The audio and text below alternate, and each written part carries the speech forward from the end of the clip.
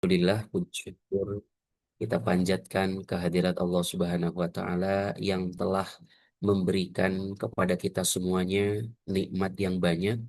Di antara nikmatnya adalah nikmat kita berjumpa di majelis ilmu ini dalam rangka mempelajari fikih kurban dan hukum-hukumnya serta yang berkenaan dengan dampaknya dalam ekonomi. Salawat dan salam semoga tetap tercurah kepada junjungan kita, SWT dan kita, Nabi besar Muhammad Shallallahu Alaihi Wasallam, kepada keluarganya, para sahabatnya, dan juga umatnya yang mengikuti sunnahnya hingga akhir zaman.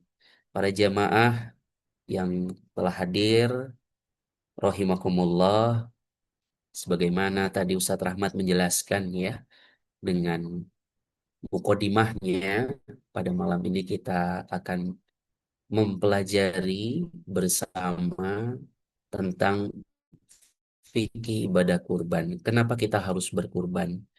Ya, ini kita mulai dengan latar belakang pertanyaan kenapa kita harus berkurban. Sebagaimana telah dicontohkan oleh Nabi kita, Nabi Ibrahim alaihissalam dan keluarganya, anaknya itu Nabi Ismail alaihissalam, kita memperingati suatu peringatan yang begitu besar, yang begitu agung. Kita mulai dari yang pertama, ya. Kenapa sih kita harus berkurban? Yang pertama, sebagaimana kita ketahui bersama, ya, bahwasanya ibadah kurban ini salah satu rasa ungkapan bentuk, ya, ketaatan kita kepada Allah Subhanahu wa Ta'ala. Ketika ada satu momen hari raya besar umat Islam, maka bentuk ketaatan apa yang kita harus jalankan, yaitu adalah berkurban. Ini adalah bentuk ketaatan kita sebagai hambanya Allah Subhanahu wa Ta'ala, sebagai yang diberikan nikmat hidup oleh Yang Maha Kuasa, adalah berkurban. Ini salah satu bentuk ketaatan yang kita dapat gapai di Idul Kurban ini. Yang kedua, kenapa kita itu harus berkurban?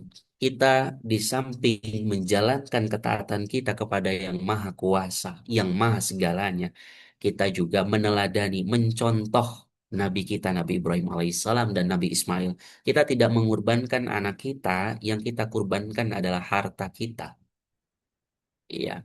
Kita mencontoh, meneladani bagaimana bentuk ketaatan beliau, keikhlasan beliau. Masya Allah, tabarakallah. Ini kalau kita mendengar ceritanya yang begitu dalam, ya. Beliau bermimpi, ya, di dalam surat digambarkan. Ya bunayya inni ara fil manami anni azbahuka fangzur madza tara. Wahai anakku, aku melihat dalam mimpiku, aku menyembelih, azbahuk, menyembelihmu. Ini jawaban, ya, seorang anak. Apa jawabannya? Ya, faf'al ma tu'mar. Lakukan, wahai ayahku. Masya Allah. Seorang ayah, yang kita sama-sama menjadi seorang ayah, ya, maka kita meneladani Nabi Ibrahim berdiskusi dengan anak. Masya Allah. Bahkan di dalam mimpi dia menyembelihnya. Apa kata anak? Ya, luar biasa ini. Ya, kerjakan, maka kau akan mendapatiku. Ya, termasuk mendapatiku, termasuk orang-orang yang sabar. Satajiduni insyaallah minas sobirin. Masya Allah. Ini keteguhan, ya. Keteguhan keluarga soleh dan juga solehah. Masya Allah. Ini waktu kita meneladani ini ada di Idul Kurban. Meneladani Nabi Ibrahim alaihissalam dan Nabi Ismail di Idul Kurban. Ya. Momen langka ini, ya. Setahun sekali. Kapan kita bisa meneladani ketakwaan, kemudian keikhlasan keluarga beliau? Mudah-mudahan kita tertular di keluarga kita keikhlasannya, ketakwaannya, gitu ya.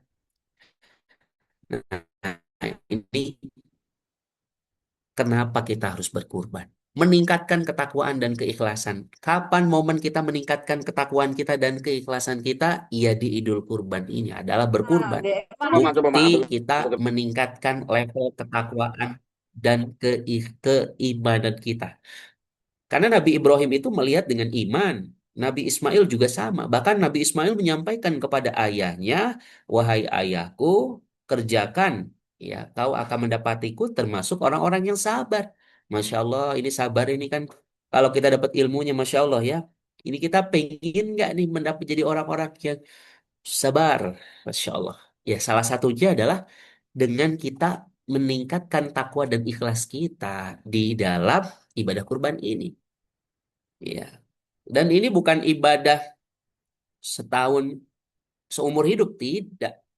Ya. Disinilah bentuk ibadah sanawi kita, ya, bentuk takoruban kita kepada Yang Maha Kuasa. Ya, sehingga kita mencapai ketakwaan itu intinya takwa ini. Kita tidak akan mendapatkan kecuali yang kita persembahkan ketakwaan kita kepada Allah Subhanahu wa taala. Dan ini adalah wujud rasa syukur kita kepada Allah atas nikmat yang Allah berikan. Masya Allah, nikmat Allah banyak sekali. Di antaranya adalah nikmat kita hidup, nikmat kita punya keluarga, nikmat kita bisa bersilaturahmi. Ya, Masya Allah, Masya Allah. Nah, ini wujud rasa syukur kita dimanapun kita berada yang memiliki kemampuan ke lapangan. Ayo sama-sama kita wujudkan rasa syukur kita kepada Allah Subhanahu wa Ta'ala dengan berkurban. Dan kenapa umat Islam ini harus berkurban? Karena menumbuhkan kepedulian sosial kepada sesama. Masya Allah, masih banyak orang-orang yang belum mengonsumsi daging. Ya jarang, ya ada yang mengatakan saya setahun sekali gitu ya. Masya Allah dengan adanya kurban ini dapat manfaatnya. Masya Allah. Ada daerah-daerah lain yang kekurangan daging kurban. Bahkan ada yang bilang ke saya, Ustadz ada nggak apa namanya channel gitu buat saya bisa di daerah saya ini kekurangan. Sampai seperti itu. Bayangkan ya. Itu kalau sapi satu dengan RT RW-nya yang begitu banyaknya jumlahnya ini kebayang ya teman-teman kita yang sudah sering makan ya yang enak daging misal alhamdulillah wa syukurillah kenapa kita tidak berbagi ini menumbuhkan kepedulian sosial kita kepada sesama saudara kita Masya Allah apalagi yang di sana kekurangan distribusi daging kurban. Ini wujud kita ya kepedulian kita terhadap sesama secara sosial, kurban memperkuat solidaritas kita, kepedulian kita terhadap sesama melalui pembagian daging kepada fakir miskin. Insya Allah, oleh karena itu, ibadah kurban tidak hanya bernilai spiritual, tapi juga punya hikmah sosial, hikmah kemanusiaan. Ini, ini waktunya, ya, dengan adanya ibadah kurban ini, ya, kita telah melakukan ketaatan kepada Allah, kita telah meneladani Nabi Ibrahim dan Nabi Ismail, kita telah meningkatkan ketakwaan dan keikhlasan kita dan mewujudkan rasa syukur kita serta kita telah peduli kepada sesama. Oke, kita gali sekarang ini latar belakang kenapa kita harus berkurban. Kita gali sekarang biar teman-teman memiliki apa namanya pemahaman yang begitu mendalam tentang fikih kurban. Yang pertama kita harus tahu apa sih itu al-udhiyah. Dan kalau bahasa Arabnya itu udhiyah, kita kurban ya, bahasa Indonesianya. Yang udhiyah itu, al-udhiyah wa dohiyah itu sebuah nama, ismun lima yudbah minal ibil wal baqar wal ghanam yawman nahar wa ayyam at-tasyrik. Taqarruban ilallahi ta'ala. Jadi udhiyah itu nama hewan yang disembelih, baik itu dari hewan yang seperti unta, sapi, kambing. Nah, ini namanya udhiyah yang disembelih hewan-hewan ini. Untuk apa sih itu disembelih? Takoruban ilallah subhanahu wa ta'ala. Mendekatkan diri. Kita mungkin sekarang setelah Ramadan ya meningkat amal ibadah kita meningkat gitu ya. Ada dampak Ramadan, maka tingkatkan lagi di Idul Adha dengan cara kita melakukan ibadah kurban. Dan di Yaumut Tasyrik bukan hanya Idul Adha saja. Hari Yaumut Tasyrik kita juga diperkenankan untuk menyembelih. Masya Allah. Untuk apa? Mendekat kepada Yang Maha Kuasa. Lebih dekat lagi, lebih peduli lagi, lebih ikhlas lagi, lebih takwa lagi. Gitu ya. Dan apa landasannya? Masyru'iyatuha wa qad syara Allahu al-udhiyah biqauli subhanahu wa ta'ala. Jadi ini telah disyariatkan di dalam firman-Nya surat Al-Kautsar. Inna a'tainakal kautsar fasholli li rabbika wanhar. Inna syani'aka huwal abtar. Allah Subhanahu wa taala berfirman, sungguhnya kami telah memberimu nikmat yang banyak, Masya Allah. Maka dirikanlah sholat untuk Tuhanmu dan berkurbanlah. Kurbanlah, Masya Allah. Sungguhnya orang yang membencimu dialah yang terputus dari rahmat Allah. Oleh karena itu, perintah fasalli li rabbika wanhar dan dirikanlah sholat untukku dan berkurbanlah. Menjadi landasan amal ibadah kita. hanya itu saja di dalam surat Al-Hajj ayat 36. Wal budna ja'alnaha lakum min syairillah lakum fiha khair. Dan unta-unta itu kami jadikan untuk kamu sebagai syiar-syiar Allah. Itu syiar-syiar Allah. Unta-unta itu syiar-syiar Allah. Maka di dalamnya terdapat kebaikan untuk kalian. Masya Allah. Ada kebaikan di sini. Jadi semua yang disyariatkan Allah ada hikmahnya. Ya, semua yang dilarang Allah ada hikmahnya pula. Dalam hal ini, di dalam ibadah kurban banyak manfaat yang didapat. Salah satunya adalah menumbuhkan solidaritas kita kepada sesama. Dan yang ketiga, sabataan Nabi. Nabi menetapkan di dalam hadisnya Shallallahu Alaihi Wasallam, doha wa dohal muslimun. Nabi berkurban dan kemudian para kaum muslimin berkurban juga dan bersepakat para ulama tentang kurban tersebut disyariatkan. Artinya ibadah ini masyru, ya, telah disyariatkan baik itu di dalam Al-Qur'an, Al-Hadis dan ijma. Next. Secara pengertian dan secara dalil sudah sangat jelas. Dan apa sih keutamaannya yang perlu kita ketahui bersama? Di sini sebagaimana diriwayatkan oleh Tirmizi dari Aisyah bahwa Nabi bersabda, Ma'amila Adam min amali yaumin nahar ahabu ilallah min ihraqid dam. Tidak ada amal anak Adam pada hari penyembelihan Idul Adha lebih dicintai oleh Allah daripada menumpahkan darah. Jadi tidak ada amal yang dicintai Allah pada hari Idul Adha adalah kecuali menumpahkan darah hewan kurban. Nah, ini amal yang paling dicintai. Kalau kita mencintai yang Maha Kuasa, kita akan mencari amal apa yang paling dicintai olehnya. Ya. Maka event di bulan haji ini, amal apa yang dicintai? Amal menumpahkan hewan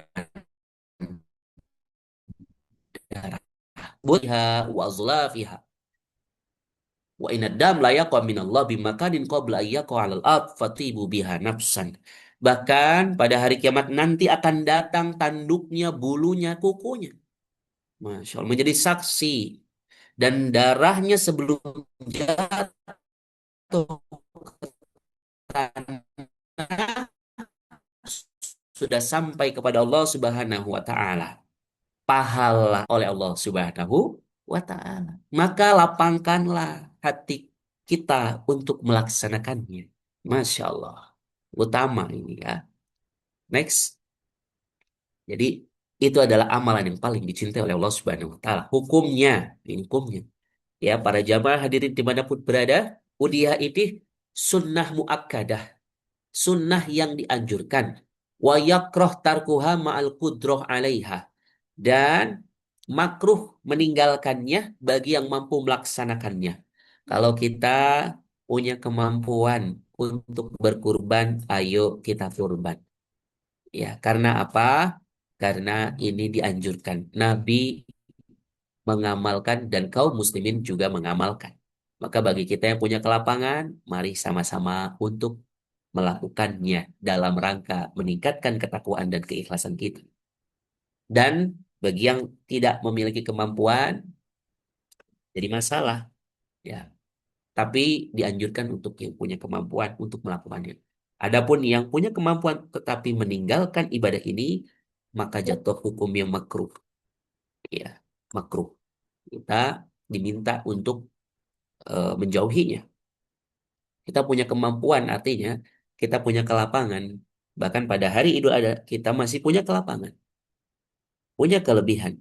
Maka dimakruhkan ketika kita meninggalkan ibadah tersebut. Dan Nabi ya menyampaikan di dalam eh, sabdanya, Doha bikabshain. Nabi sendiri menyembelih bikabshain. Kabshain itu adalah kambing jantan putih ya, bikabshain amlahain putih bercampur hitam, akronein bertanduk, zabahahuma biyadih wasamma wa kabbar. Dan Nabi sendiri yang menyembelih kedua hewan kurbannya dengan membaca atau menyebut nama Allah dan bertakbir Bismillahi Allahu Akbar. Nabi, Insya Allah kita sebagai umatnya yang memiliki kemampuan, mari sama-sama. di sini adalah salah satu amalan yang dicintai oleh Allah Subhanahu wa taala. Di dalam hadis lain disampaikan riwayat Muslim an Ummi Salamah an Nabi sallallahu alaihi wasallam qaal idza ra'aitum hilal dzulhijjah wa arada ahadukum ayyudhahiya falyumsik an sya'ri wa dharih. Barang siapa jika kalian melihat bulan hilal bulan Sabit atau bulan Zulhijjah dan salah seorang dari kalian ingin berkurban, maka hendaklah ia menahan diri dari memotong rambut dan kukunya. Nah, ini mungkin dari hari ini ya, gitu ya. Nah, ini qaulu aroda, ada kata aroda di sini, aroda ayudahiya, dalil ala sunnah la ala wujub. Ini menunjukkan dalil sunnah, tidak wajib. Itu maka sabda ingin berkurban menunjukkan hukum kurban ini sunnah bukan wajib. Apa itu sunnah? Sunnah itu adalah mengerjakan mendapat pahala, tidak mengerjakan tidak mendapat dosa. Maka ketika kita mengetahui ilmunya, mana yang kita kerjakan? Pasti kita mengerjakannya. Betul? Karena apa? Karena dorongan dalam sunnah itu lebih baik mengerjakannya. Ilmu. Ada kita tahunya, iya tapi kan ini sunnah. Nih, nggak apa-apa. Nah, ada lagi yang punya ilmu. Oh ya ini sunnah ya. Lebih baik kalau kita kerjakan. Nah, seperti itu. Ya, di sini sedang ajan. Oke. Syahadu an la ilaha illallah. Ustadz kita lanjut. Oke, next. Waruyan Abi Bakar wa Umar. Diriwayatkan dari Abu Bakar dan Umar annahuma kana liyudhahiyani an ahlihima mukhafatan ayyara dzalika wajib. Nah, Umar dan juga Abu Bakar beliau tidak berkurban untuk keluarganya karena khawatir dianggap itu kewajiban. Jadi tidak jadi itu. Karena takut nanti para sahabat yang lainnya melihat bahwa ini menjadi kewajiban. Gitu ya. Nah, kapan dia itu menjadi wajib? Nah, ini mata tajib wala tajib illa bi ahad amroin. Jadi tidak wajib kecuali ada dua. Kalau seandainya nih para jamaah punya nazar an yadhauha liqauli Rasul sallallahu alaihi wasallam. Sebagaimana Rasul bersabda, "Man nadhara an yuti Allah fal yuti'ah." Kalau seandainya kita punya nazar dalam ketaatan kepada Allah, maka harus dilakukan nazar itu. Contohnya saya mudah kalau seandainya tahun ini saya bisa menunaikan ibadah umroh bersama keluarga, maka saya akan berkurban. Maka hukum kurban itu menjadi wajib. Ya, bagaimana seandainya kalau dia meninggal? Walau kalau mata an-nadhir, kalau seandainya dia meninggal, fa innahu tajuz an yabah, maka boleh dia mewakilkan kepada fima ayyana binadhri qabla mauti, kepada wakilnya gitu ya sebelum meninggal. Jadi boleh diwakilkan. Ya, ini menjadi wajib kalau halnya dalam hal ini mengatakan seperti ini. Ini milik Allah. Hadhihi lillah. Ini punya Allah. Au hadhihi udhiyah. Ini kurban. Maka wa inda Malik idza ishtarataha biniyatihi al-udhiyah wajibat. Kalau menurut Malik kalau ini mengatakan seperti ini menjadi wajib. Misalnya saya mengatakan ini milik Allah. Gitu ya. Hadhihi lillah atau hadhihi udhiyah. Ini adalah hewan kurban. Maka ini menjadi wajib. Misal kita menyiapkan ya nanti ini hewan saya akan jadikan hewan kurban. Maka ketika datang waktunya Idul Adha, maka ini menjadi wajib. Ada atau kita punya kambing, nah, nah, ini nanti nih saya kurbankan kambing yang ini. Berarti menjadi wajib untuk dilakukan. Dalilnya apa? Man nadzara ayyuti Allah falyuti'ah. Barang siapa yang bernazar untuk ketaatan kepada Allah, maka dia harus melakukan ketaatan itu. Atau yang kedua ini tadi, kapan dia wajib? Ayyakul hadhihi lillah. Dia mengatakan ini milik Allah atau ini adalah hewan kurban. Walaupun dia pada saat membeli di selain hari Idul Adha. Dia mengatakan ini untuk kukurbankan. Niatnya. Maka menurut Malik wajib. Lanjut Ustaz. Nah, hikmah Tuhan. Nah, hikmah Tuhan di dalam ibadah ini ada hikmah yang terkandung di dalamnya. Apa hikmahnya? Hikmahnya ini adalah Allah mensyariatkan ibadah kurban untuk ihya'an lidzikri Ibrahim wa tawsiyatan ala nas yaumul Aid. Menghidupkan kembali kisah Nabi Ibrahim. Masya Allah. Masya Allah. Kisahnya dihidupkan kembali sebagai bentuk kelapangan bagi umat pada hari raya. Jadi pada hari raya kita semuanya lapang, makan daging semuanya. Alhamdulillah. Idul Fitri ada zakat fitrah, lapang semuanya. Tidak ada yang kelaparan. Alhamdulillah. Idul Adha sama. Gitu ya. Karena Idul Adha dipercepat waktunya. Karena ada waktu penyembelihan. Ya, untuk melaksanakan sholatnya. Adapun Idul Fitri agak diakhirkan sunnahnya karena menunggu orang-orang yang belum bayar zakat fitrah sebelum imam naik sholat. Itu hikmahnya. Jadi kita menghidupkan kembali kisah Nabi Ibrahim. Dan ini bentuk kelapangan bagi umat pada hari raya. Sebagaimana sabda Rasulullah SAW, ya, kama qala Rasul sallallahu alaihi wasallam, innama hiya ayyamu aklin wa syurbin wa dzikrin lillahi azza wa jal. Pada hari itu adalah hari di mana kita makan, di mana kita minum, di mana kita mengingat Allah. Bentuk mengingat Allahnya adalah kita menunaikan ibadah kurban. Kita sholat Idul Adha. Masya Allah. Kita menolong orang ya di dalam Idul Adha tersebut. Ada yang membagikan daging kurban, ada yang jadi panitia. Masya Allah. Berkah-berkah. Ini adalah bentuk mengingat Allah Subhanahu wa taala. Mimma takun. Nah, ini apa yang boleh jadikan sebagai hewan kurban? Wala takuna illa minal ibil wal baqar wal ghanam. Jadi hewan kurban itu hanya boleh unta, sapi dan domba. Tidak ada hewan lain, misalnya ayam, tidak ada, ya. Atau kerbau dikiaskan ya kepada sapi gitu ya. Tidak sah dari selain ketiga hewan tersebut. Allah Subhanahu wa taala berfirman, ya. Next Ini Ustaz. sudah dimulai nih, yang benar aja gak kesini tuh, pada ngumpul. Nah, Nanti nggak bisa. liyadzkuru smallah ala ma razaqahum min bahimatil an'am, agar mereka menyebut nama Allah atas apa yang telah dia rezekikan kepada mereka berupa binatang ternak. Ini adalah bentuk kita menyebut ya eh, mengungkapkan ya bersyukur kita kepada Allah. Dari apa? Hewan ternak itu kita sudah diberikan rezeki oleh Allah Subhanahu wa taala berupa hewan ternak. Kita bisa memakan dagingnya, masya Allah, masya Allah, luar biasa. Ya. Dan waya jazi minad doan malahu nisfu sanah, dan sah sebagai kurban dari domba yang berumur setengah tahun. Ya, wa minal ma'zi malahu sanah, dan dari kambing yang berumur 1 tahun. Wa minal bakor, dan dari apa namanya ini sapi malahu sanatani, sapi berumur 2 tahun, dan dari unta wa minal ibil malahu khamsu sinin, 5 tahun. Ya, baik jantan maupun betina semuanya sama. Next. Nah, ini diriwayatkan dari Ahmad dan Tirmizi dari Abu Hurairah, diriwayatkan oleh Ahmad dan Tirmizi dari Abu Hurairah, ia berkata, aku mendengar Sami itu Rasulullah SAW yaqul, nikmatul udhiyah al-jazab minad do'an. Sebaik-baik hewan kurban yang berumur setengah tahun dari domba. Ada hadisnya. Ada juga waqala Uqbah bin Amir. Qultu ya Rasulullah asobatni jaza qala dhahbi. Rawi Muslim.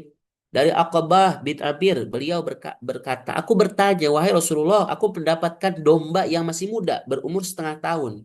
Beliau bersabda, sembelihlah ia sebagai kurban. Diriwayatkan oleh Bukhari dan Muslim. Dan yang ketiga, ruya Muslim an Jabir anna Rasul sallallahu alaihi wasallam qala la tadbau illa musinnah. Ada lagi yang ketiga, ya. Janganlah kalian menyembelih kecuali hewan yang sudah tua atau cukup umur, maksudnya.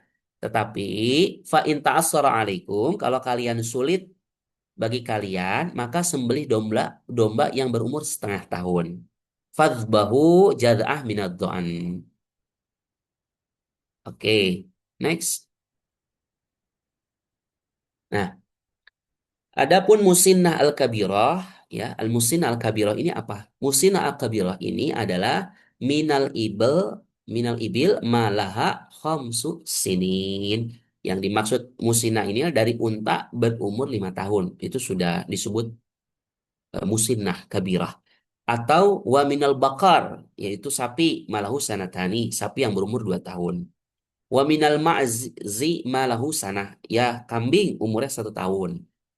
Wa minad dha'an dari domba yang umurnya 1 tahun 6 bulan. Malahu sanah wasitata ashhur. Alal khilaf al-madhkur minal a'immah. Nah, para ulama berbeda pendapat dalam umur, gitu ya. Dalam umur di kalangan para ulama, wa tusammal musina bitatniyah, dan hewan tua ini disebut dengan istilah thaniyah. Nah, thaniyah. Jadi kalau teman-teman dengar ada thaniyah, nah ini yang disebut dengan hewan yang sudah cukup umur. Next, Ustaz. Nah, ini udhiyah untuk hewan-hewan, misal udhiyah bil khosi. Bil khosiyyi boleh tidak hewan dengan yang berkurban hewan yang dikebiri? Tidak mengapa. Ya wala ba'sa bil udhiyah bil khosiyyi, berkorban dengan hewan yang dikebiri. Sebagaimana diriwayatkan oleh Ahmad dari Abu Rafi, ia berkata Rasulullah SAW berkurban. Doha Rasulullah SAW bikabsyain amlahain mujiain khosiyain. Rasul berkurban dengan 2 ekor domba putih bercampur hitam, keduanya dikebiri. Ya, wala wali annalah mau atyab wa aladz, karena memang dagingnya lebih lezat dan enak. Jadi dibolehkan. Yang tidak dibolehkan apa? Malaya juzu ayudah bihi, yaitu wa min syurutil udhiyah salam minal uyub. Maka syarat udhiyah hewannya harus selamat dari cacat. Fala tajuz al udhiyah bil mu'ayyibah. Maka tidak sah berkurban dengan hewan yang cacat. Hati-hati ya dalam memilih hewan kurban, pastikan bebas dari cacat. Apa aja yang pertama? Al maridah al bayin maraduha, yaitu yang sakit parah. Ya, yang sakit parah jelas sakitnya, maka jangan digunakan hewan kurban. Wal aura al bayin auruha, yang buta sebelah dan jelas butanya, ini juga jangan. Ya, wal arja al bayin dharuha, yaitu yang pincang dan nyata pincangnya. Wal ujafa allati la tanfi, yaitu yang kurus kering sampai tidak ada sumsum tulangnya. Ya, ini rawahu Tirmidzi. Wa qala Hasan sahih. Ada Hasan sahih ditambah al-udaba allati dhahaba aktsaru udhuniha wa qarniha. Yaitu ditambahkan yang telinga tanduknya hilang sebagian besar. Jadi sebagian besarnya hilang ini ya. Nah, tanduknya, telinganya. Yaqulu Rasul sallallahu alaihi wasallam arba'ah la tajzi fil adahi. Yaitu ada 4 yang tidak boleh disembelih.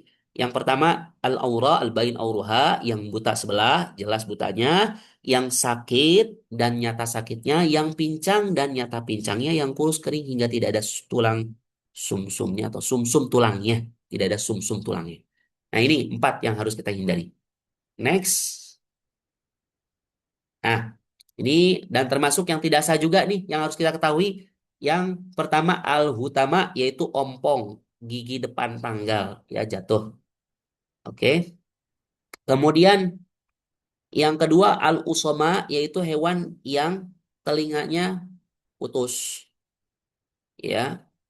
Tuh wal umaya watwala, ya hewan yang buta total. Kemudian wal juraba allati kathura jurbuha, yaitu hewan yang linglung tadi ya, termasuk linglung, tuala ya, tidak bisa berdiri karena lemah.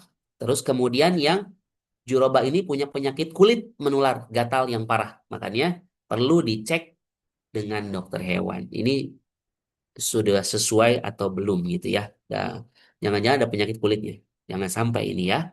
Jangan sampai. Oke, ini yang perlu teman-teman perhatikan. Masih di dalam materi ini. Wala ba'sa bil ujama wal butara wal hamil ma khuliqa bi ghairi udhun au dhahaba nisaf udhunihi au aliyatihi. Wal asla inda syafi'i la tajzi maqtu'ah aliyah wad dhara li fawati juz'in ma'kul wa kadza maqtu'ad dhanab. Jadi ada hewan yang boleh dijadikan kurban, itu hewan yang bisu, ya misalnya dia nggak bisa mengembek. Hewan yang ekornya pendek, misalnya, atau buntung itu ekornya. Hewan yang sedang hamil, yang bunting, ya. Hewan yang diciptakan tanpa telinga, misalnya, gitu ya. Atau hilang setengah telinganya atau ekornya, itu. Namun pendapat yang paling sahih dalam mazhab Syafi'i ini tidak sah berkurban dengan hewan yang ekornya atau ambing susunya putus. Karena itu dianggap kehilangan bagian yang biasa dimakan. Dalilnya itu. Demikian pula hewan yang putus ekornya itu tidak sah menurut Imam Syafi'i. Imam Syafi'i berkata tidak mengetahui adanya batas riwayat yang sahih ya dari Nabi Shallallahu Alaihi Wasallam tentang batas usia hewan untuk kurban. Nah, Imam Syafi'i tidak mengenal batas hewan, usia hewan ya. Oke, next, start. Nah, waktunya kapan nih, teman-teman nih? Waktunya jangan sampai ya nyembelih belum selesai khutbah. Nah, tidak sah nanti dianggap sebagai sembelihan sendiri. Jadi kita harus pastikan waktunya tepat. Wa yashtaratu fil udhiyah alla tadhbah illa ba'da tulu'i syamস min yaumi 'id wa yamur minal waqt qadra ma yusalli al-'id wa yasihhu dhabhuha ba'da dhalika fi ayyam minal ayyam at-thalatha fil lail aw nahar. Nah, jadi disyaratkan ya setelah matahari terbit pada hari raya Idul Adha dan setelah lewat waktu yang cukup untuk melaksanakan sholat Id, boleh disembelih setelah itu ya kapan saja dari tiga hari hari tasyrik ya, hari Idul Adha, hari tasyrik 3 hari itu baik malam, siang ataupun ya baik siang ataupun malam itu boleh. Nah, penyembelihannya berakhir kapan? Setelah habisnya 3 hari tersebut. Fa'an al-Bara radhiyallahu anna Nabi sallallahu alaihi wasallam qaal, diriwayatkan dari al-Bara bahwa Nabi sallallahu alaihi wasallam bersabda, sungguhnya amalan pertama yang kami mulai dari hari ini adalah salat. Jadi inna awwala ma nabda bihi fi yaumina hadza an nusolliya. Lanjut Ustaz. Jadi amalan pertama itu salat Idul Adha. Tsumma narji, ya, kemudian kita kembali setelah salat Idul Adha, ya termasuk mendengarkan khutbahnya ya. Narji, kita kembali fananhar, yaitu amalan apa lagi? Yaitu menyembelih hewan kurban. Maka faman faman fa'ala dzalika, barang siapa yang melakukan sunnah tersebut asoba sunnatana waman ya, maka dia telah menyempurnakan sunnah kami, mengikuti sunnah kami.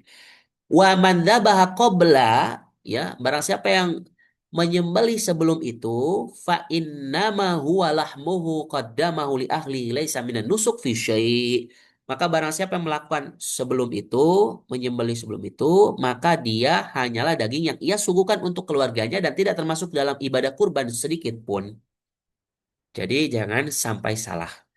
Dan Abu Qatadah mengatakan, "Khatabana Rasulullah sallallahu alaihi wasallam yauman nahar, faqala man shalla salatana wa wajjaha qiblatana wa nasaka nusukana fala yadhbah hatta yusalli."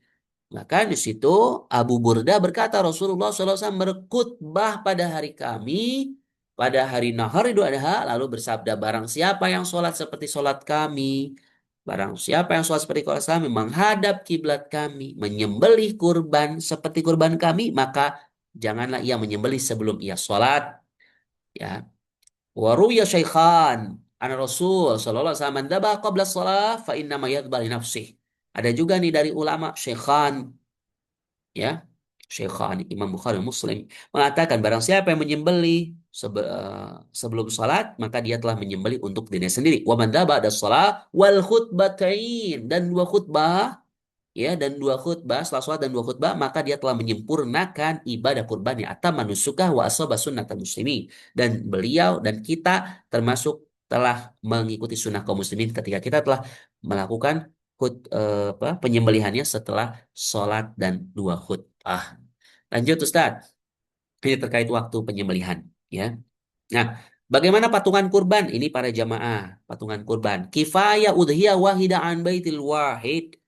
Jadi cukup satu hewan kurban untuk satu rumah tangga. Misalnya para jamaah berkurban kambing, maka seluruh anggota keluarganya cukup kita semuanya termasuk sudah telah berkurban. Gitu ya. Nah, kalau misalnya kemampuannya mau beli satu sapi boleh ya. Nanti satu sapi pahalanya dapat untuk semuanya. Itu satu rumah tangga. Oke, idza doha insan bisyat minadot awil mas ajazat anhu wa an ahli baiti. Nah, jika seorang berkurban dengan seekor kambing domba atau kambing biasa, maka itu sudah mencukupi untuk dirinya dan seluruh anggota keluarganya. Insya Allah. Yuk, dianjurkan satu kurban satu rumah tangga. Masya Allah, Masya Allah.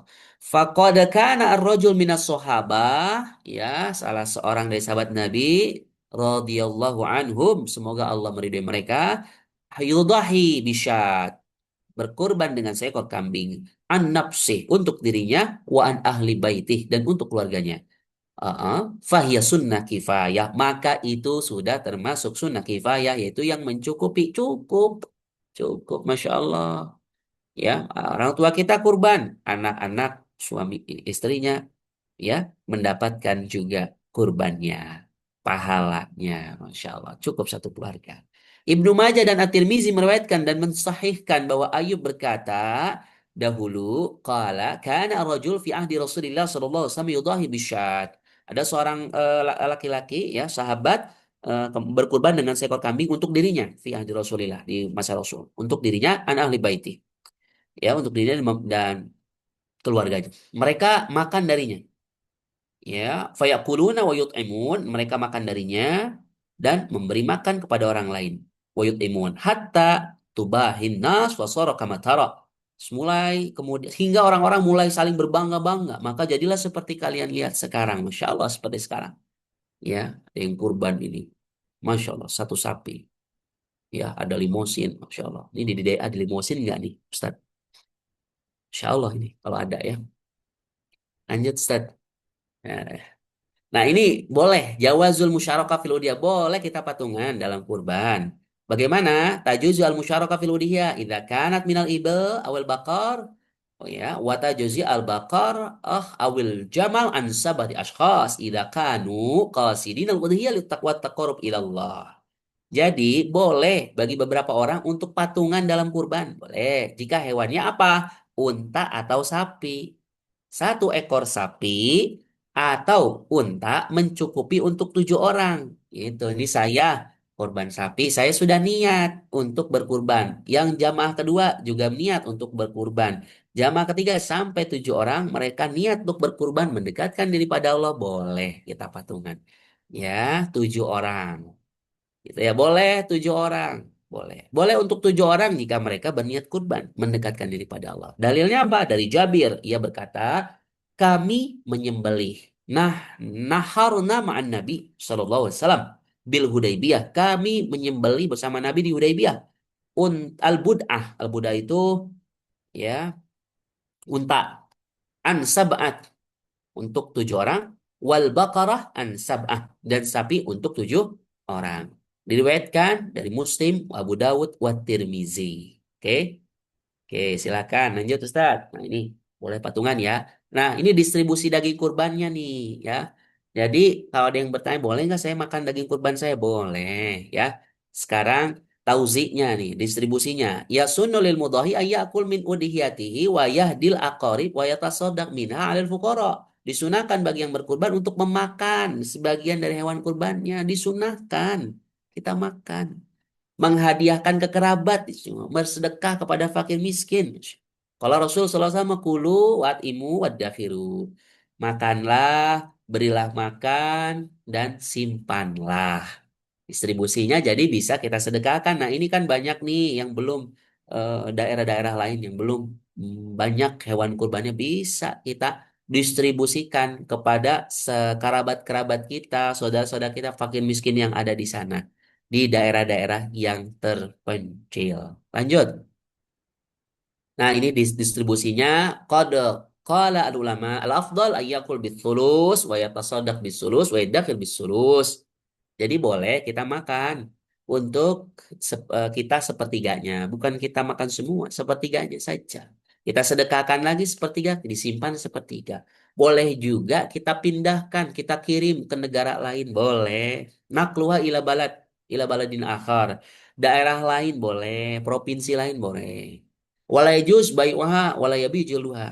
Tidak boleh menjualnya dan menjual kulitnya.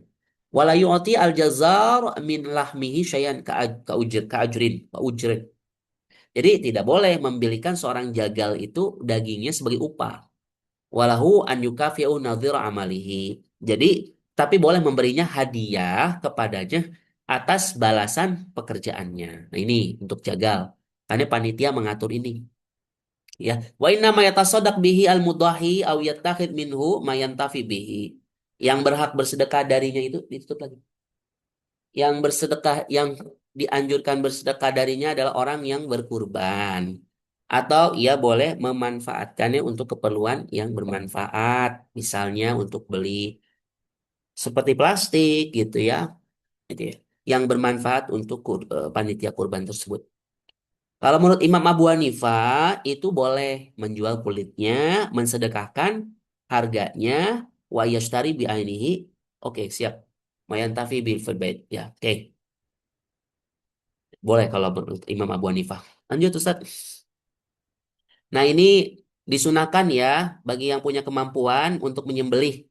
Kalau tidak punya kemampuan jangan ini. Tapi gimana caranya Bismillahi Allahu Akbar. Allahumma hadza an fulan wa isamma nafsahu fa inna Rasul sallallahu alaihi wasallam dzabha kabsyan. Bismillah Allahu Akbar. Allahumma adza anni wa an man lam yudahi min ummati. Masya Allah Rasul mendoakan seperti itu ya buat umatku yang belum berkurban. Itu luar biasa. Masya Allah. Lanjut, disunahkan yang punya kemampuan menyembelih sendiri. Tapi kalau seandainya tidak punya kemampuan gimana? Fa in kana la yasunnu adzabah falyashhad wa yahdhuruhu. Kalau dia tidak punya kemampuan menyembelih ya sudah saksikan atau hadiri gitu ya penyembelihannya. Kalau tidak gimana nih panitia Ustadz? Boleh dikirim laporannya gitu ya Ustadz Rahmat. Ya, Masya Allah itu luar biasa ya. Ini bukti faliyashad bihudurihi wa yahdhuruhu. Karena Nabi itu menyuruh Fatimah, ya Fatimah bangun, saksikan hewan kurbanmu. Sesungguhnya ia telah dosamu telah diampuni ketika pertama kali darah itu jatuh ke tanah. Menyentuh tanah, gitu ya. Oke, oke lanjut Ustadz. Lanjut.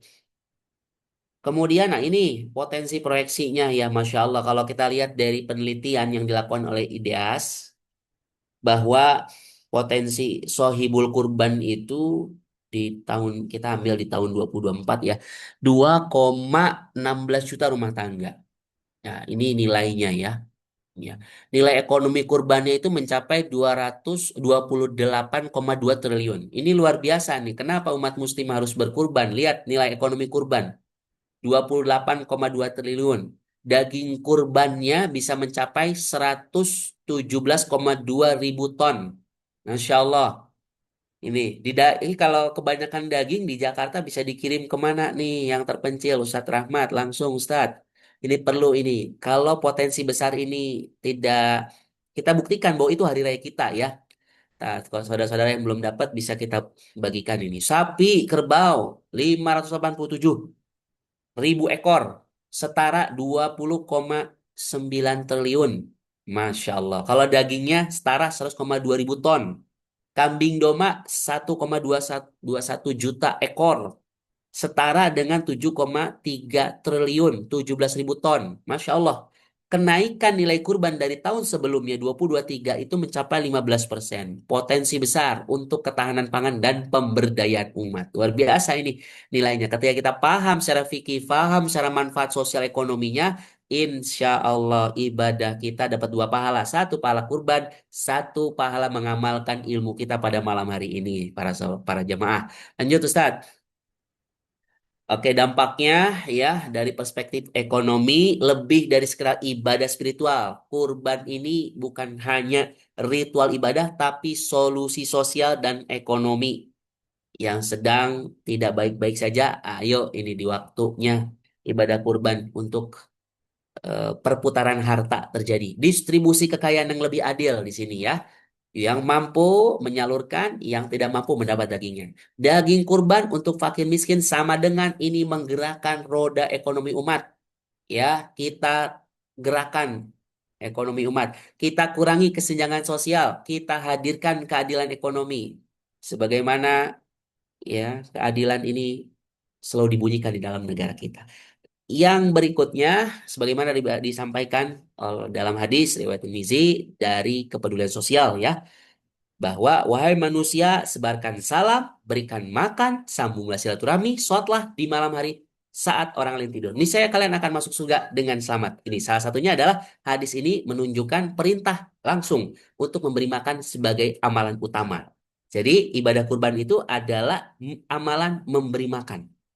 Ayo, apalagi ini daging. Masya Allah. Insya Allah. Berkah ya kajiannya dan demikian mudah-mudahan bermanfaat. Kita bisa sharing berikutnya. Terima kasih. Wassalamualaikum warahmatullahi wabarakatuh. Waalaikumsalam warahmatullahi Waalaikumsalam warahmatullahi wabarakatuh. Masya Allah. Ustaz Salahuddin, terima kasih banyak atas sharingnya pada malam hari ini. Benar-benar kupas tuntas nih, A sampai Z tentang ibadah kurban. Ya, jamaah sekalian. Dari hukum, hikmah, kemudian juga strategi kita dalam pelaksanaan kurban itu sendiri. Dari kita nih, satu orang nih, satu hewan apa satu sepertujuhnya aja nih. Terus kalau satu kurban kira-kira cukup untuk satu orang atau satu keluarga. Bahkan sampai distribusinya seperti apa, dan juga tadi dijelaskan di akhir dampak dari ibadah kurban ini bagi sosial dan ekonomi. Kalau kita lihat mungkin nilai kurban itu cuma ada 1,9, 1, sekian, 2 juta dan sebagainya, tapi ternyata ketika digabung menjadi satu apa namanya? Satu jadi seluruhnya digabung ya, kekuatan ekonomi kurban tersebut ternyata nilainya sangat besar sekali dan sangat mampu sekali untuk menggerakkan ekonomi umat bahkan negara-negara khususnya di negara Muslim ini. Sehingga eh, apa namanya dengan apa yang telah kita simak tadi dari Ustadz, mudah-mudahan ini menjadi penyemangat kita nih bahwa untuk sama-sama kita bisa berkontribusi dalam memberikan dampak ya sosial dan juga sembari beribadah juga tentunya di momen ibadah kurban ini.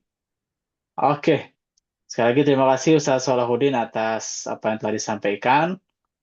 Untuk sekarang kita akan masuk sesi tanya jawab nih.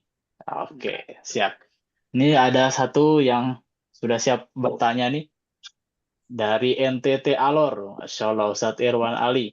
Silakan Ustadz, bisa langsung dinyalakan mic-nya.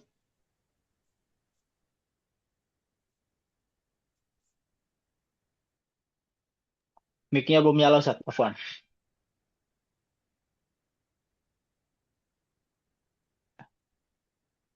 Open mic dulu, open mic.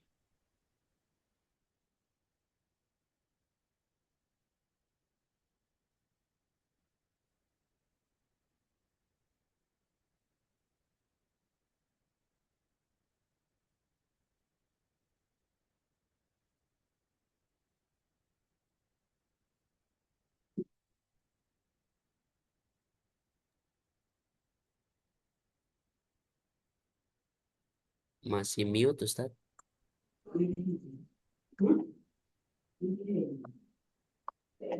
Udah bisa Ustadz Irwan, silakan. Udah masuk Oke, suaranya. baik Ustadz. Afwan tadi penjelasannya mungkin di daerah saya mungkin cuaca jadi kurang jelas suaranya, tapi inti dari penjelasan itu ya Alhamdulillah bisa dipahami lah kalau secara apa dilihat lah.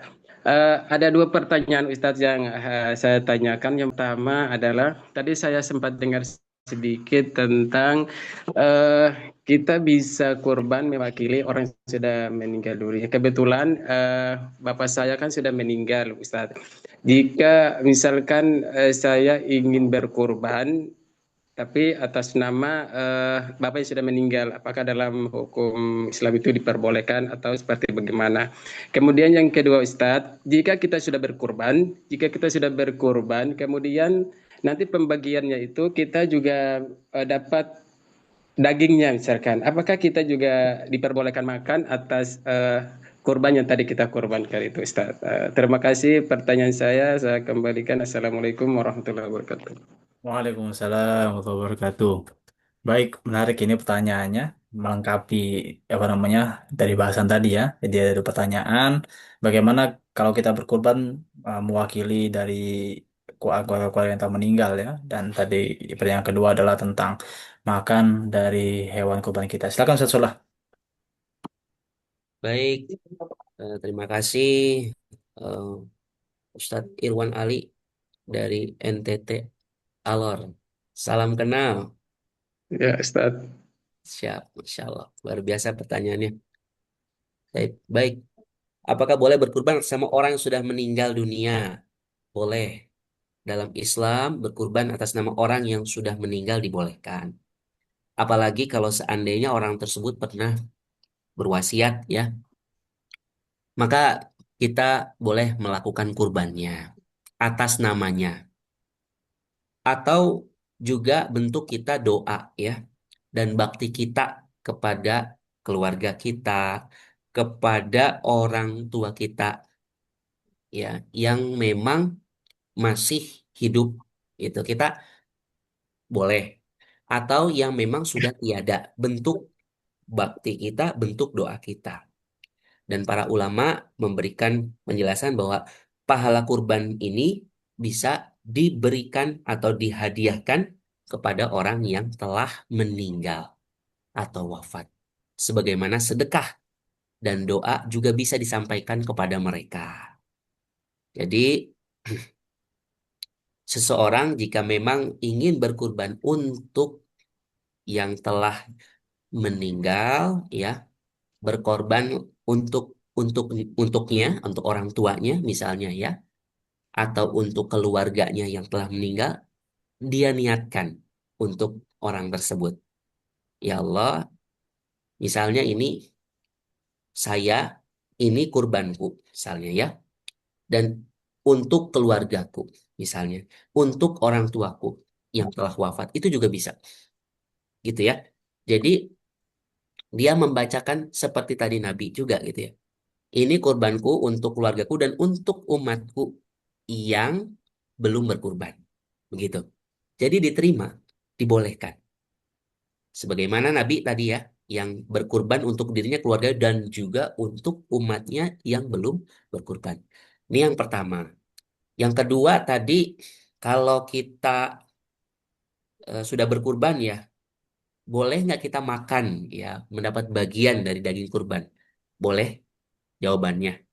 Sebagaimana Allah Subhanahu wa taala berfirman, "Fakulu minha wa atimul ba'isal fakir." Setelah berkurban, maka makanlah, fakulu minha, makanlah dari sebagian darinya. Wa atimu, baru kita berikan kepada fakir miskin. Jadi boleh, ya. Boleh dimakan oleh orang yang berkurban, boleh diberikan kepada tetangga, boleh disedekahkan kepada fakir miskin. Wah, Ustadz, saya tidak, misalnya tidak boleh makan daging gitu ya, maka silakan diberikan kepada tetangga gitu ya, atau disedekahkan kepada fakir miskin. Ya, memang sunnahnya sebagian dimakan sendiri, ya sebagian dihadiahkan, sebagian disedekahkan. Sebagaimana tadi saya sampaikan, as-sulus al-afdol ayyakul bisulus wa yatasaddaq bisulus wa yadakhir bisulus. Ya, itu. Untuk kurban yang nazar, misal, ya kurban yang dinazarkan, kalau tadi yang sudah saya bahas di awal ya, menurut baik ulama, orang yang berkurban tidak boleh memakan daging karena memang wajib disedahkan seluruhnya untuk yang bernazar. Jadi kalau seandainya tadi apa namanya, Bapak ingin berkurban untuk orang yang telah meninggal, boleh, silahkan. Jadi nanti disebutnya berarti untuk atas nama dia ya. Atau yang kedua, Bapak bisa kurban untukku, untuk keluargaku gitu ya. Ini kurbanku untukku, untuk keluargaku, dan untuk siapa disebutkan namanya gitu. Boleh. Dan yang memakan daging kurban boleh, untuk dirinya boleh dan dianjurkan. Gitu Pak. Mudah-mudahan menjawab. Syukron Ustadz atas penjelasannya. Semoga sehat selalu ya Ustadz ya. Ya, Amin, terima ya kasih. amin. Amin. Siap, siap, siap. Terima kasih Ustadz Solan dan Ustadz Ya, Irwan Ali sama-sama atas Ustadz. pertanyaannya. Kita beranjak ke pertanyaan berikutnya nih. Nah, ini ada di kolom chat dari Ustadz Hanafi nih, dari Korsel. Ada pertanyaan Ustadz Solah. Beliau bertanya, izin bertanya Ustadz, penyaluran daging kurban yang paling afdol kira-kira ke siapa? Apakah ada kriteria secara hukum Islamnya? Silakan. Masih di mute Ustadz, Afwan. Baik, Pak Hanafi di Korsel dan jamaah, terima kasih. Salam kenal ya Pak Hanafi. Jadi penyaluran daging kurban itu termasuk bahas dari pembahasan distribusi daging kurban. Yang paling utama diberikan kepada siapa? Yaitu al-muhtajin, al-fuqara, wal masakin.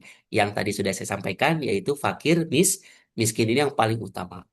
Fakulu mina wat'imu al-ba'is al-fakir, makanlah sebagian dari dan berikanlah pada orang yang sengsara lagi fakir. Nah ini Pak, ini yang tadi saya bacakan. Surat Hajj ayat 28. Jadi dalam syariat Islam yang paling diutamakan menerima daging kurbannya itu adalah fakir miskin, kaum duafa yang lemah, orang yang membutuhkan, kemudian selain itu ada lagi tetangga, kerabat, kaum muslimin secara umum, Pak. Masya Allah, ini yang harus diutamakan.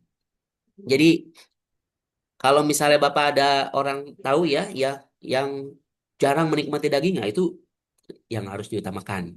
Yang ekonominya lemah itu yang diutamakan. Yang benar-benar membutuhkan bantuan pangan itu yang diutamakan. Jadi, tapi Islam tetap memberikan dan mengajarkan kepada kita untuk terus kita mempererat silaturahmi. Maka boleh kita juga memberikan kepada tetangga kita, misalnya dia mampu, boleh. Atau kerabat kita untuk mempererat silaturahmi kita, boleh. Atau sahabat kita, boleh. Gitu ya. Bahkan sebagian ulama itu memberikan keleluasaan, dibolehkan ya kepada orang-orang selain Muslim sebagai bentuk muamalah dan dakwah sosial. Selama bukan dari bagian yang kurban nazar itu tadi. Dan bukan dalam rangka mendukung permusuhan terhadap Islam, bukan. Nah, jadi yang paling utama kepada fakir miskin, kaum duafa, orang yang butuh, tetangga kerabat, kaum muslimin secara umum. Itu, Pak. Jadi nanti panitia yang menjadi panitia fokus kepada distribusi kepada fakir miskin, ya. Itu. Demikian. Mudah-mudahan menjawab Pak Hanafi. Masya Allah. Siap, siap, siap. Terima kasih Ustaz Hanafi atas pertanyaannya dan juga Ustaz Sholah atas jawabannya.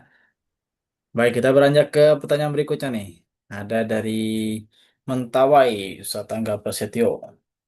Izin bertanya Ustadz, ketika kami di daerah minoritas dan pertengahan dengan non-Islam, apakah boleh juga untuk disalurkan kepada mereka yang membutuhkan namun beragama non-Islam? Kira-kira gimana Ustadz? Silakan.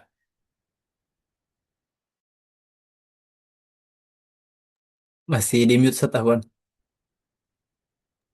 Pak Angga, Mentawai, salam. Waalaikumsalam. Itu tuh. Dari Mentawai, salam. Oke. Jadi Pak, sebagaimana tadi disampaikan ya, dalam kondisi kita yang memang lingkungan kita tadi bertetangga dengan non-Muslim, apalagi di daerah minoritas, para ulama ini membolehkan memberikan sebagian dari kurban kepada tetangga non-Muslim yang membutuhkan. Ini untuk menjaga muamalah baik, silaturahmi, dakwah akhlak Islam bahwa Islam itu memiliki kepedulian, gitu ya.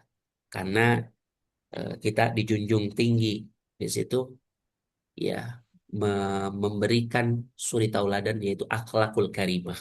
Sebagaimana Allah Subhanahu wa taala menyampaikan di dalam firman-Nya surat Al-Mumtahanah ayat 8, Allah tidak melarang kalian berbuat baik dan berlaku adil kepada orang yang tidak memerangi kalian karena agama. Jadi, jika memang ada tetangga ya yang baik, ya kemudian hidup berdampingan dengan damai dan juga termasuk orang yang membutuhkan, maka dibolehkan untuk kita memberikan sebagian daging kurban kepada mereka. Sebagian ya Pak ya. Yang harus diperhatikan ini yang pertama ini kaum muslimin dulu yang fakir dan membutuhkan tetap lebih diprioritaskan ini. Khusus untuk yang kurban nazar, sebagian ulama itu membatasi agar disalurkan khusus kepada fakir miskin. Adapun kurban yang sunnah ini lebih luas cakupannya, ya kebolehannya distribusi. Kalau dalam berkehidupan bertetangga kita memang dengan orang-orang minoritas ya, ya kita sebagai minoritas gitu ya, maka sebagaimana tadi disampaikan Rasulullah ini sangat memberikan penekanan hak tetangga tanpa membedakan agama.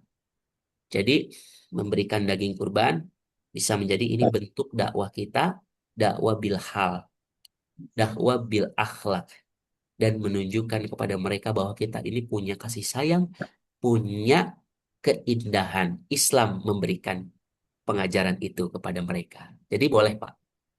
Ya, mudah-mudahan bisa menjawab Pak. Terima kasih. Masya Allah, Alhamdulillah. Sudah 3 pertanyaan terjawab nih. Terima kasih atas pertanyaannya. Barangkali mungkin satu lagi ada yang masih ingin bertanya. Saya kasih kesempatan. Mungkin langsung angkat tangan, open mic. Oke, sebelum kita lanjut ke sesi berikutnya ini. Ya, tampaknya cukup ya. Baik, siap. Untuk sesi tanya jawab kita selesai. Nah, namun sebelum kita tutup, kita akan ada satu sesi lagi, yaitu pesan-pesan dari tim panitia. Mbak Aza, udah siap Mbak Aza? Sudah Ustaz. Baik, siap.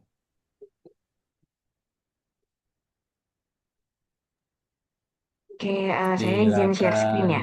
dari Mbak Aza.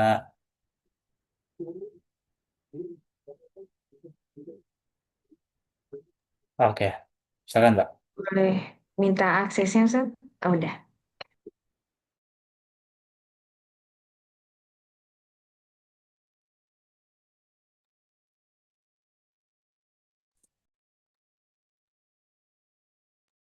Oke, apakah sudah terlihat di layar? Oke, terima kasih Ustadz Rahmat atas waktunya. Sebelumnya saya izin memperkenalkan diri terlebih dahulu. Perkenalkan, saya Aza dari tim partnership ID Humanity Dompet Duafa. Jadi untuk malam hari ini saya izin mensosialisasikan perihal salah satu dari program kami ya dalam memperingati Hari Raya Idul Adha yang sebentar lagi ya akan kami rayakan bersama gitu. Yang mana untuk tahun ini, alhamdulillah, kami mengadakan program yang namanya Kurban Express ID Humanity. Nah, untuk Kurban Express ini tujuannya adalah mungkin tadi teman-teman sudah mendengarkan ya, perihal kajian dari Ustadz Solah ya.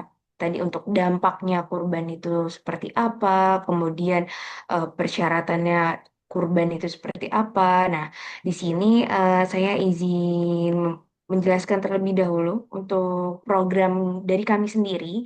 Jadi Kurban Express ID Humanity ini sebenarnya merupakan upaya untuk membantu pemerataan distribusi kurban di berbagai wilayah di seluruh Indonesia yang memang masih minim penerimaan kurban. Dan fokusnya kami di sini adalah untuk dapat mendistribusikan kurban ini di daerah 3T, tertinggal, terluar, dan terpencil, seperti itu. Nah, maka dari itu program ini itu memang fokusnya adalah untuk dapat menghadirkan dampak sosial yang mana bisa mendukung kegiatan dakwah bagi masyarakat yang membutuhkan di daerah Nusantara. Nah, kemudian untuk Korban Express sendiri, ID Humanity ini kami menyediakan beberapa produk, yaitu di sini kami menyediakan tiga, yang mana yang pertama adalah dalam bentuk sapi utuh, yaitu korban sapi. Kemudian juga ada untuk sapi 1/7 sapi, kemudian ada sedekah daging. Nah, mungkin tadi sedekah daging juga sempat disinggung oleh satu Solah ya perihal ini. Nah, jadi di sini ada juga untuk daerah persebaran distribusi kurban ekspres karena tadi kami memang tujuannya untuk mendistribusikan nih daerah-daerah yang belum mendapatkan apa namanya konsumsi daging seperti halnya di daerah Pulau Jawa ya mungkin ya. Dan harapannya di sini kami dapat mendistribusikan di daerah 3T tadi dan tujuan kami juga di sini mengutamakannya adalah salah satu daerah 3T itu ada beberapa titik itu yang memang bagian dari binaan teman-teman dai transformatif dari Cordova Dompet Duafa maupun Pemulia Mualaf kayak gitu. Nah, di sini daerah-daerah persebarannya, jadi kita memang menyebarkannya ke seluruh Indonesia, ada wilayah Indonesia Barat, kemudian ada wilayah Indonesia Tengah, dan ada wilayah Indonesia Timur. Nah, ini merupakan tadi ya untuk produknya dari layanan Kurban Express ID Humanity. Jadi untuk teman-teman, jika lo memang ada keinginan nih atau mungkin rencana gitu untuk tahun ini berkurban gitu ya, dan harapannya bisa memberikan dampak yang besar dan manfaat yang besar, bisa di sini ada beberapa produk kami ataupun layanan kurban tadi ya sebagai wasilah teman-teman untuk bersedekah gitu. Nah, selain itu di sini kami juga ada oh ya sebelumnya di sini ada beberapa ini. keunggulan. Jadi untuk distribusi ini selain kami itu mendistribusikan ke wilayah 3T, kami juga untuk distribusinya itu menerapkan eco-friendly packaging. Jadi memang untuk distribusi dagingnya gitu ya. Karena kan kalau kita lihat kan sebagian besar kan distribusi daging itu kan menggunakan plastik ya. Cuman karena melihat kondisi saat ini di mana plastik itu justru malah menjadi sumber sampah ya. Maka di sini kita menerapkan eco-friendly packaging yaitu menggunakan daun gitu sebagai wadahnya ketika distribusi. Kemudian apabila rekan-rekan turut ikut kurban melalui layanan tadi, Kurban Express ID Humanity, kami juga akan memberikan dokumentasi mulai dari pra-kurban, pra Hari Raya Idul Adha sampai pasca kurban seperti itu. Nah, kemudian juga kami akan memberikan data pendistribusiannya secara lengkap. Selanjutnya tadi untuk selain tadi kurban, kami di sini juga ada sedekah daging. Jadi untuk sedekah daging ini merupakan program berbagi daging kepada masyarakat yang memang membutuhkan dan untuk distribusinya sama di wilayah-wilayah tadi. Dan bedanya sama kurban tadi adalah kalau kurban itu memang sudah ada nominalnya tersendiri ya dan menyesuaikan hewannya gitu ya. Tapi kalau untuk sedekah daging ini justru lebih fleksibel yang mana nominal untuk donasinya itu bebas gitu, tidak harus setara dengan satu hewan kurban dan kemudian justru lebih luas gitu ya untuk menjangkau penerima manfaatnya dan memang fokusnya adalah untuk pemerataan distribusi daging. Nah, ini apabila teman-teman ingin berkurban melalui kami, nanti bisa menghubungi saya sendiri, Azza dari tim partnership atau mungkin boleh melalui Kak Hanafi ya. Karena kebetulan memang kami kontakannya dengan Kak Hanafi gitu. Nah, jadi itu tadi untuk informasi kurban dari kami. Jika memang ada butuh informasi lebih lanjut, boleh nanti bisa menghubungi saya. Mungkin dari saya itu saja, Ustadz. Terima kasih banyak. Wassalamualaikum warahmatullahi Waalaikumsalam warahmatullahi wabarakatuh. Terima kasih Mbak Azza atas informasi ber, yang menarik ini dan berharga buat kita semua. Jadi setelah tadi kita belajar kurban dari A sampai Z, kita juga mendapat peluang nih untuk bisa langsung mengamalkan ilmu yang telah kita dapatkan tadi dengan berkurban bersama dompet duafa di wilayah-wilayah terpencil untuk pemerataan penerimaan hewan kurban bagi masyarakat-masyarakat di sana. Tadi pilihannya bisa langsung pilih ya, ada di wilayah Indonesia Timur, Tengah, dan juga Barat. Untuk informasi lebih lanjut bisa langsung hubungi di Baza atau melalui Kata Nafi selaku PSI KMDI Korsel di sana. Kita juga bisa kunjungi Instagram kita di ID Humanity ORG. Gitu kira-kira. Alhamdulillah sudah pukul 19.49 waktu Indonesia Barat dan juga di sana mungkin sekitar 21.49 ya. Baik. Saya kira untuk kita pada malam hari ini kita akan cukupkan pada kesempatan kali ini. Sekali lagi saya ingin ucapkan terima kasih kepada narasumber kita Ustaz Salahuddin Alayubi yang telah bersedia sharing-sharing kepada kita pada malam hari ini. Saya juga berterima kasih kepada seluruh jamaah yang hadir dimanapun berada dari Korea Selatan, dari Indonesia Timur, Indonesia Barat, dan lain-lainnya. Terima kasih atas kehadirannya untuk berpartisipasi dalam kegiatan kita. Islamic Oil Coast Cordova spesial edisi Kurban 1447 Hijriah. Untuk jamaah sekalian, kita sediakan sertifikat bagi yang mengisi absen melalui link yang telah kita share di kolom chat. Linknya masih aktif ya, silakan bisa diisi melalui link tersebut. Dan juga nanti setelah mengisi akan diarahkan untuk bisa mendownload materi, salinan materi yang tadi disampaikan oleh Ustadz Salahuddin Ayubi. Jadi bisa jadi bekal tuh, ya bisa jadi oleh-oleh yang baik juga untuk bisa dimurojaah lagi, diulang-ulang lagi, bahkan juga disebarkan lagi di kajian-kajian lainnya. Baik, mari sama-sama. Mungkin kita akan tutup dengan dokumentasi ya. Bagi yang bisa aktif kameranya kita kita dokumentasikan dulu. Baik, kita akan dokumentasikan. Oke, bagi yang bisa ya. Takut ada yang nggak bisa lagi. Siap-siap, kita akan dokumentasikan di sini. Oke. Sudah bisa semua ya, sudah nyala semua kameranya. Saya akan izin untuk ambil beberapa gambar dulu. Oke, tetap di tempat. Satu, dua, tiga. Oke, sekali lagi. Sekali lagi. Satu, dua, tiga. Baik. Terima kasih semuanya. Masya Allah. Alhamdulillah telah usai sudah pertemuan kita pada malam hari ini disampaikan oleh Ustaz Firdaus Spesial Kurban 47 Hijriah dengan tema A sampai Z kupas tuntas ibadah kurban. Alhamdulillah sudah dibahas semuanya. Mudah-mudahan bermanfaat untuk kita semua menjadi penguat iman dan takwa kita dan juga amal ibadah kita kepada Allah Subhanahu wa taala khususnya di momen kurban ini. Untuk itu kita tutup sama-sama dengan doa kafir majlis. Subhanakallahumma wa bihamdika asyhadu an la ilaha illa anta astaghfiruka wa atubu ilaik. Saya Rizky Rahmat, selaku MC mohon pamit undur diri. Mohon maaf jika ada salah-salah kata. Kita bertemu lagi insya Allah di kesempatan kajian-kajian online berikutnya. Sama apa namanya? Stay tune di Instagram Cordova juga untuk informasi kajian berikutnya. Biar bisa ikutan lagi di materi-materi lainnya yang juga gak kalah menarik. Demikian, terima kasih atas semuanya. Bila terus hidayah, wassalamualaikum warahmatullahi wabarakatuh. Terima kasih semuanya. Terima kasih. Terima kasih dari Korsel, terima kasih dari NTT semuanya, Mentawai dan lain-lain. Sampai berjumpa di event-event berikutnya. Terima kasih Ustaz Hanafi. Insyaallah salam-salam untuk jamu di sana. Terima kasih Mas Nofri, Syaifudin, Mas Muhammad Soekarno dan lainnya. Terima kasih, terima kasih. Saya persilakan untuk jamu untuk bisa meninggalkan ruang Zoom. Harus tunggu kapan? Atau itu barang